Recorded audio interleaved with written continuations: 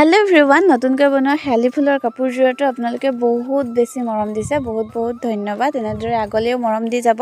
আৰু এই কাপোৰযোৰ অলৰেডি ভিডিও আপলোড কৰিছো তথাপিও বহুতে যেতিয়া কমেন্টত কোৱেশ্চন খুদি থাকে তেতিয়া বহুত ৰিপ্লাইও দিয়া হয়ও দিয়া নহয়ও সেইকাৰণে মই আজি বেলেগ এটা ভিডিও বনাইছো যাতে গুটেখিনি কৈ দিব পাৰো কাপোৰযোৰ আসলে ধুনিয়াকৈ মিক্স পাটত এনেদৰে লেভেণ্ডাৰ কালাৰত যত এনেদৰে শেৱালি ফুলৰ কাম কৰিছো আৰু একদম সিম্পলত ৰাখিছো চাদৰৰ মাজত দিয়া নাই ডিজাইন অকল সাইডে দিছো